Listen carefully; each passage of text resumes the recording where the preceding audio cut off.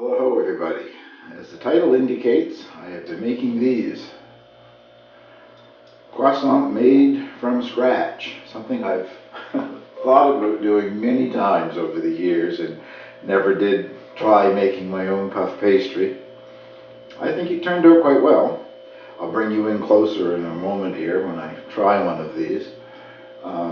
The video that follows is from start to finish on making the puff pastry and the croissant. I left in all of the bloopers and all of the mistakes, and I think, as I said at the end of the video, what I have proved once again is if I can do it, anybody can. There was nothing very professional about my baking methods, but I enjoyed doing this. I don't know if I would do it many more times. That is, making my own puff pastry. It's a fair amount of work, and you can buy it already made in the grocery store. So, but these, they look very good. I'm just about to taste one. I'll bring you in to have a look at them. Well, if I were having this at a cafe in France, I would have it with a café crème or a café au lait. As near as I can tell, they're both about the same thing. Maybe it is the same thing, just two different names for it. So I've made myself what I call a flat white. It's basically the same as a latte, except it doesn't concentrate on foam, whatever. It's just the heated milk and the espresso. These are coming apart just like a croissant. I am so impressed. Butter is like gilding the lily. I'm not going to use too much butter. There's already enough butter in this. And some of my black currant jam, if I can get it up there. There. Give this a try.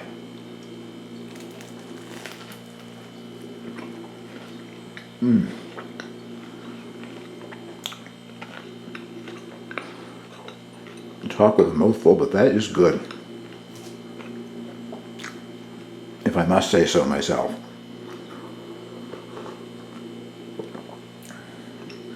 An unusual day. I'm having two coffees.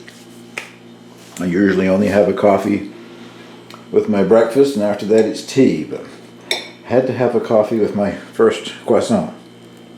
Well, I hope you enjoy the video, and as I said, I left all of the wrinkles in it, because I've never done this before. It was just an experiment, my first time. But if I can have a result that satisfies me this well, I'm sure you can too, and I hope you'll give it a try. The recipe and method that I'm following here is Paul Hollywood's, and if you don't know who Paul Hollywood is, you probably don't watch the Great British Baking Show. I don't know if you call that reality TV or what it is. It's like a competition. There's several seasons of it out there now. They start with 10 to a dozen amateur bakers, and somebody gets eliminated every week, and somebody gets crowned star baker for the week. Anyway, Paul is one of the celebrities, judges, whatever, that runs the program. And let's just say not my favorite person on the program. More about that later. But I can see a lot of him in the writing of this recipe, and I will put it down, link to it down below. It's also a short article written by him, which I'll probably discuss later too as I go on here. But the ingredients are 500 grams of what he calls strong bread flour. Well, strong or not, I don't know, but this is bread flour. The brand that I'm using is Robin Hood bread flour. 80 grams of sugar, 10 grams of salt. I'm using a non-iodized, I'm lying, I'm using an iodized sea salt. It's sea salt, but it's iodized. And he always stresses on his cooking programs to put the sugar and the salt on one side of the flour, and it has 10 grams of instant yeast. That goes on the other side of the flour. He always separates the two. And now with a dough hook,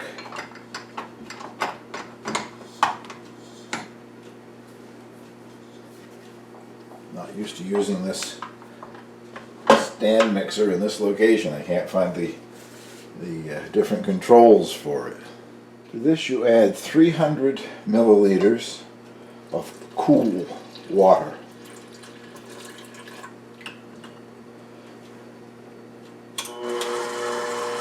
Now it mixes for 2 minutes at a slow speed and then 6 minutes at a medium speed, and that should produce a fairly stiff dough.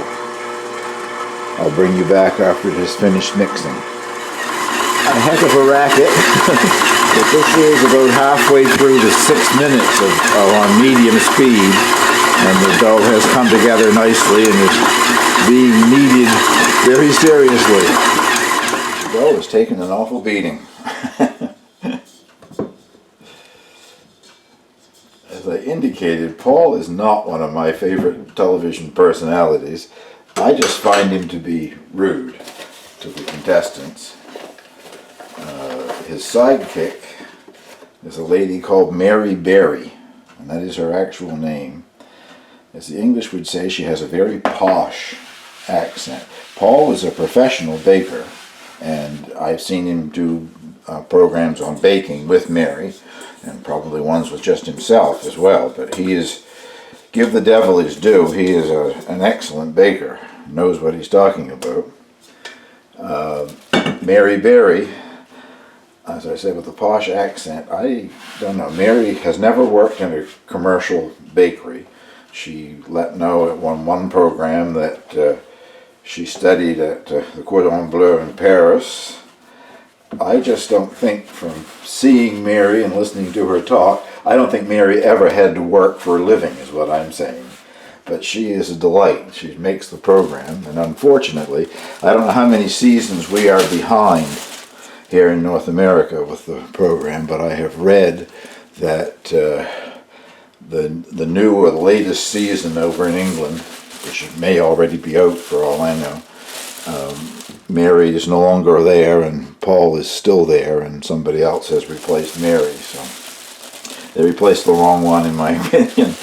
Okay, what I've been doing here on a lightly floured surface is just making this dough into a ball and putting it in a clean plastic bag, and now it goes in the refrigerator for an hour. I'll bring you back at the end of that.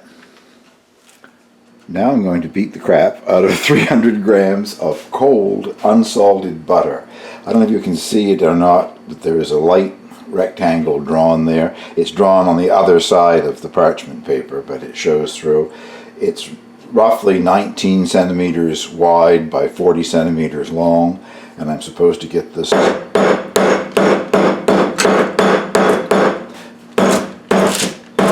piece of butter down into that size, which might take a bit of time, and I'm sure you don't want to listen to me bang, bang, banging here, so I'll bring you back and let you know how I made out. Not the finished product by a long shot yet, but I just realized from reading Paul's instructions here, they're like instructions that he gives to the bakers on the program. There's always little tips and hints that are missing. But I just remembered something. I don't know if it was from that program or from something else that I've watched in making puff pastry. If you put it between two pieces of parchment paper, it is easier to roll out, because if you're trying to roll it with the rolling pin directly in the butter, you get more butter on the rolling pin than anywhere else. Well, I've got this fairly thin, but I've got to bring it inside of my square, and it's got quite a ways to go up here yet. So bring you back when I finish this. Well, that took a lot longer than I thought it would, but I think I have it. It's not perfect, but it's close, and I think it will do for my effort at making these anyway. I'm going to put that in the freezer to keep it extra cold, because the next thing you have to do is try to peel it off this parchment paper, and I'll be bringing out the dough in just 7 more minutes, I guess. Bring you back at that time. The dough is back out of the refrigerator and on a lightly floured surface. And now the goal is to roll it out into a rectangle 60 centimeters long and 20 centimeters wide. The 60 centimeters long, if I ever get it there, isn't too much of a problem, because this pastry board is 60 centimeters long. I just have to keep watching for the 20 centimeters wide, I guess. resting it, oh dear, yeah, resting it and flipping it over so it gets to a point where it wants to stretch. I'll bring you back when I'm at least close to that stage. Well, that is roughly 20 by 60. I'm supposed to put the butter on the bottom half of it.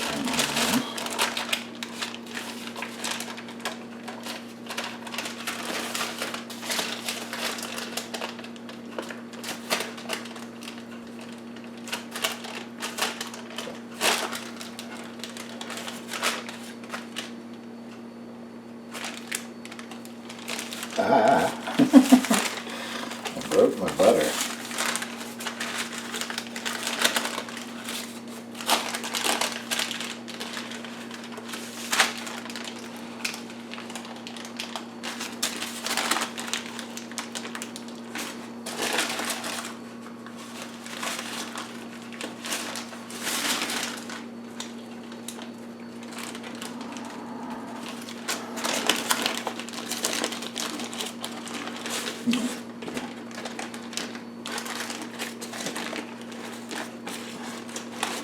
I left it in the freezer too long, I guess.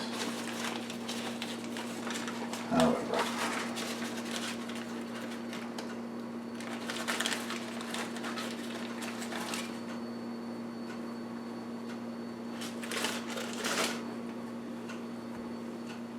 Now, the butter, it said, should come out almost to the edges. In some places mine is over the edge, so that's not good. I'll stretch some dough around here, I guess.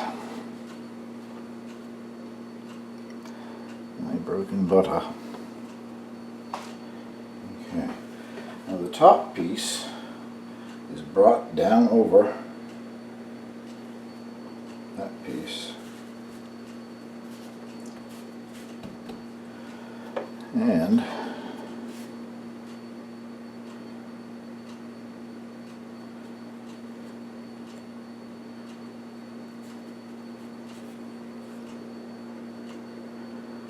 without cutting through the dough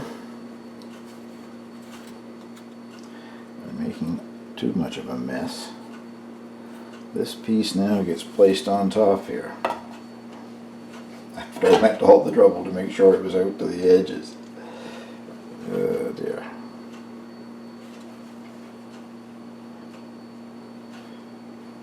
A real pastry chef makes this look so easy.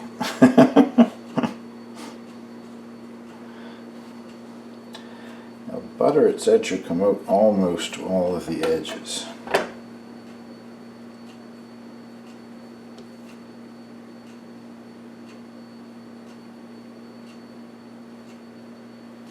That bit in there hasn't got as much butter as the rest of it has. But you bring that back over, and now you have a dough and butter sandwich. You seal the edges lightly all the way around. And this goes back in a plastic bag and back in the refrigerator for an hour. So I'll bring you back in an hour's time. Well, it has been in the refrigerator for an hour. It's back out again. The last time that I had it out, it was rolled in that direction, so it's turned to roll this way. And the goal is, once again, to roll it so that it is 60 centimeters long and 20 centimeters wide.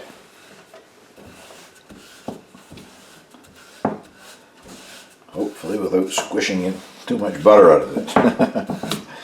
The butter is supposed to be chilled enough that it won't come out. I'll bring you back when I have it close to that dimension anyway. Well, that wasn't as hard as I thought it would be. Now you fold this over about 1/3. And this comes over that. Making there some butter showing through here that I gotta try to do something with, I guess.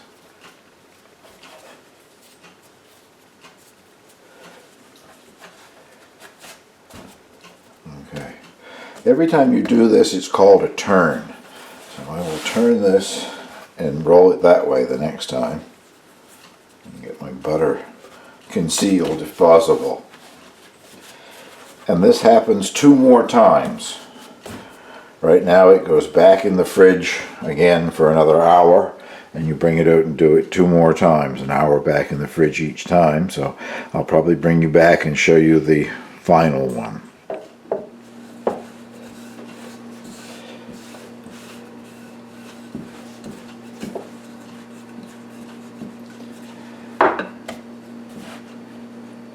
Close enough, I guess. You missed one of the turns, and this is the final one before it rests for 8 hours. And doing the same thing that I did with the one that you saw and the one that you missed.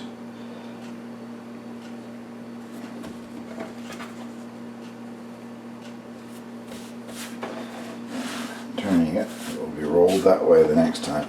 Now it rests for 8 hours. Or overnight. In my case it'll be overnight, so it'll be more than 8 hours. But I have a question for all of you mathematicians out there. That was the final turning, and now it will be rolled out into a larger square to cut it to make the croissant. How many layers of butter and how many layers of pastry are there once I finish rolling it out this next time? I can't get my head around it. Maybe you can. If you have any idea, give me a guess down below here in the comments. Well, the dough has rested in the refrigerator overnight. Lightly flour surface here for it. And as you can see, it has risen slightly, which is what they said it was supposed to do. So far so good.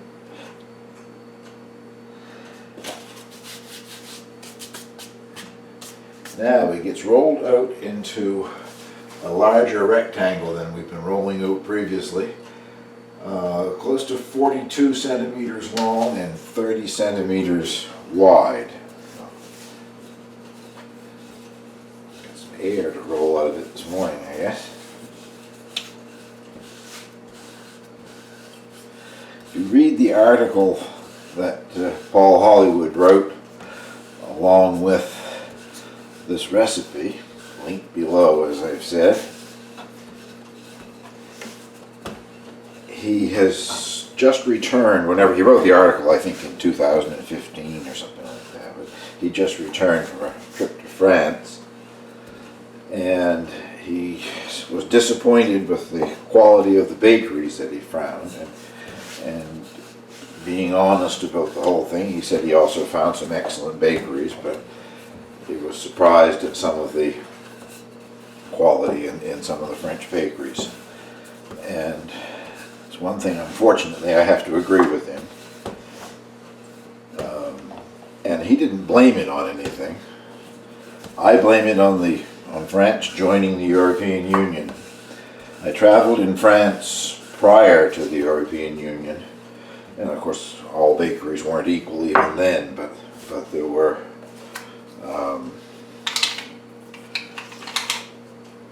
were more good bakeries, at least that's what I would call them.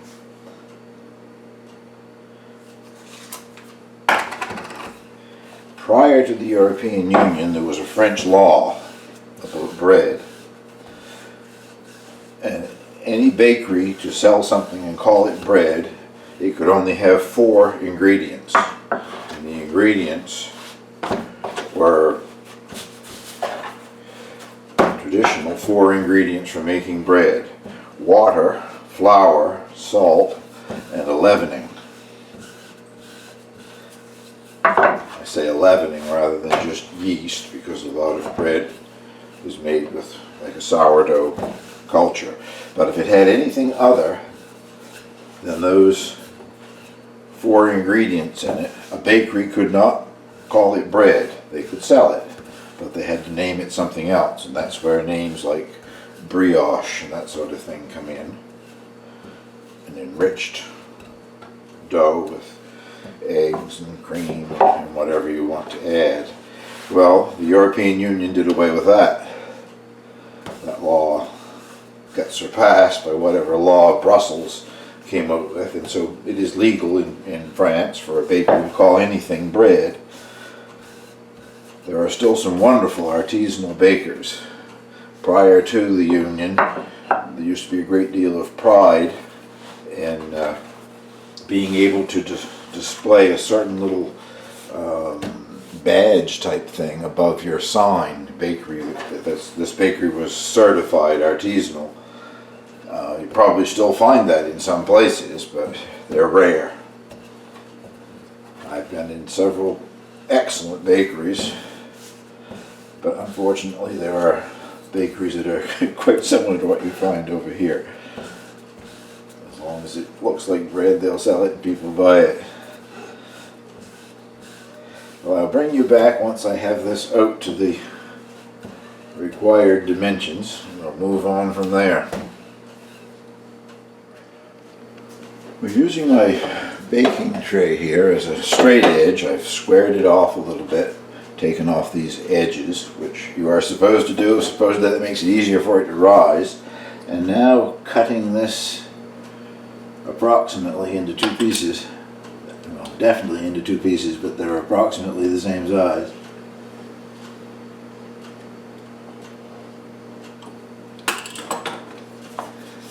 Okay. I'm going to freeze one. This will make a dozen medium-sized croissants altogether. So that one is going to be half it I'm going to put in the freezer. Now, for me to try to do this is going to be interesting. Lost my measurement. Approximately, better if it was square edge, I guess. Roughly a square edge. About 12 centimeters. Make a little nick here.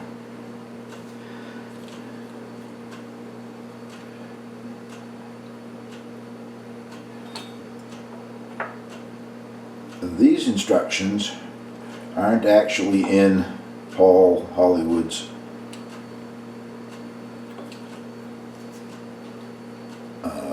instructions. I watched a couple of videos, YouTube videos. YouTube is good for something, right? To give me an idea of how to cut the triangles. I need a straight edge here. What I've done is I've measured this out. It's 12 centimeters. This is 12 centimeters and divided in half. So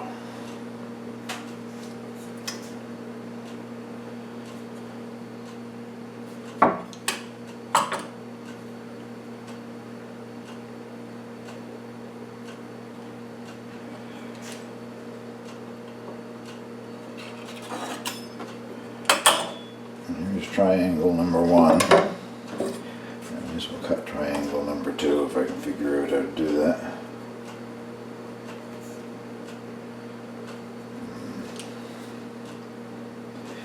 Okay, I'm back. I abandoned all of those methods, and I'm just doing this roughly.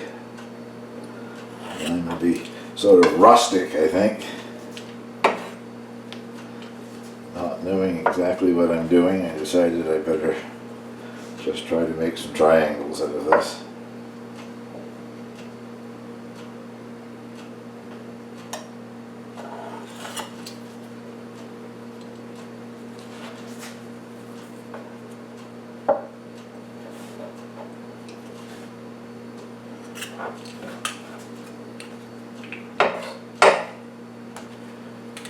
Going to get more than 6, I guess. One thing though that I did, again not in Paul's, but in one of the videos that I watched, they said the smaller they were, the easier they were to bake, because they would bake through easier, not end up with a doughy center. So. There's my excuse for the day. Very good. Now I'll go into the add that to the bit that I'm freezing. Bring you back when I get my tray ready here. And my rolling out method here is from the internet, not from Paul's. He didn't say this, didn't give instructions for it anyway. They say to make an incision like that in the bottom, spread it apart, stretch the end out a little bit, and then you roll, pressing outward till you get about halfway, and then finish the roll. Make it a little bit like that, turning the ends towards each other. And it's important that this is on the bottom so that they won't spring apart.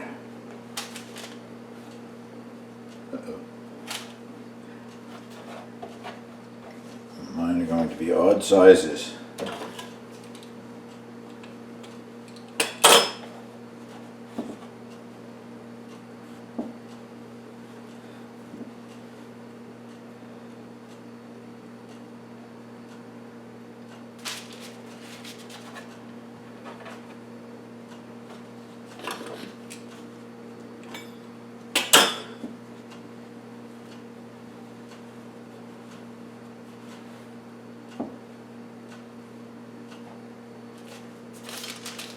I'll bring you back when I have that tray finished. Well, I got 8 small ones out of half of the dough. Actually, I got 9. The 9th piece of dough I added to the dough that I'm freezing, and hopefully that will work out. I know you can buy frozen puff pastry, so I'm assuming you can freeze your own. Time will tell. Now it goes in a plastic bag to prove for at least 3 hours. 2 hours, excuse me, for at least 2 hours, up to 3 hours. And I don't have a clear plastic bag big enough that my baking tray will go in it, so I'm using a clean garbage bag. For you English people, that's a bin liner. So I'll bring you back in 2 or 3 hours time, and it's time to pop these in the oven. These have only been in the bag for about 30 minutes, and as you can see they've started to rise, but one of the videos that I watched suggested that you could put 2 egg washes on. One before you put it in the bag, another one just before you put it in the oven. So I've brought them back out of the bag to give them one coating of an egg wash. Just 1 egg beaten up with a fork with just a little bit of salt added.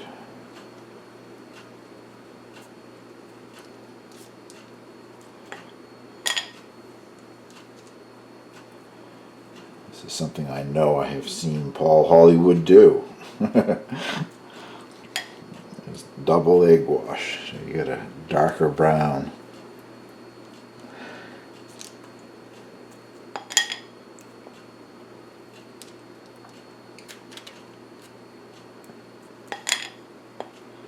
Well, I will bring you back, as I said, when they have finished proofing. The way they're going, I think 2 hours is probably going to be plenty.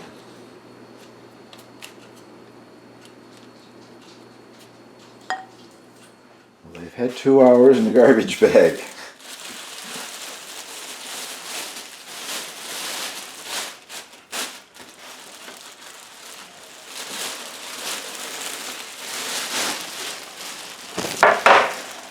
They have risen quite a bit. Now I'm going to put another coating of egg wash on them.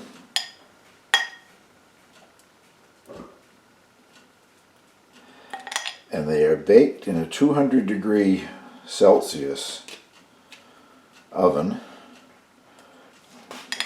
My oven doesn't do anything in Celsius. I converted that, and that's 392 degrees Fahrenheit. You could set your oven at 395, I guess. I went with 400 degrees. I think 8 degrees is going to make any great difference.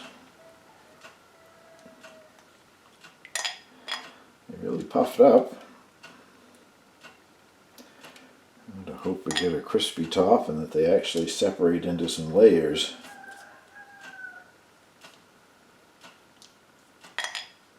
"15 to 20 minutes, I don't think I said. 15 to 20 minutes in a 200 degrees Celsius oven. I don't know, these might not take the 20 minutes, might be 15 with these guys. They are smaller than what he was talking about. Half of the puff pastry dough should have made 6, and I got 9, and I'm baking 8 of them. So I'll bring you back when they come out of the oven.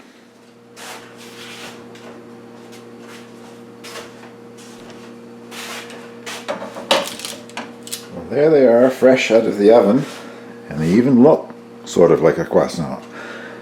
I think what I've proved here, that if I can do it, anybody can. As you've seen from watching the whole video here, I left all the bloopers in and the problems and whatever that I had. I can hardly wait to taste these. They've got to cool first. That's something that a lot of people, well, if you cut a warm loaf of bread, you know how it collapses. The main reason for that is it is still cooking. Any bread product in the cooling down process is still in the process of cooking. These are hot.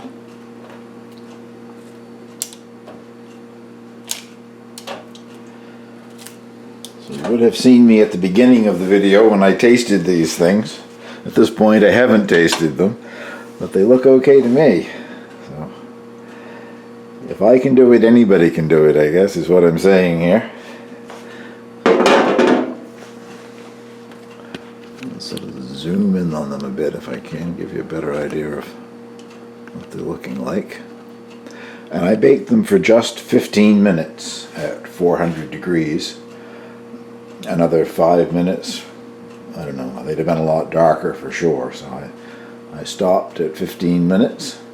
Now I'm going to have to sometime thaw out the piece that I have frozen, and I'm going to try to make pain au chocolat with that. It's a stick of chocolate inside of each one. Not exactly croissant shaped, but one of my favorite things, so I'm going to have to try see if I can do my own. Well, thank you very much for watching, and I hope you'll give this a try, even if you buy your puff pastry, which probably is what I'll do in the future. It's a lot of work to make it, but it was fun to do it. I've wanted to do it for years, and I finally got around to giving it a try.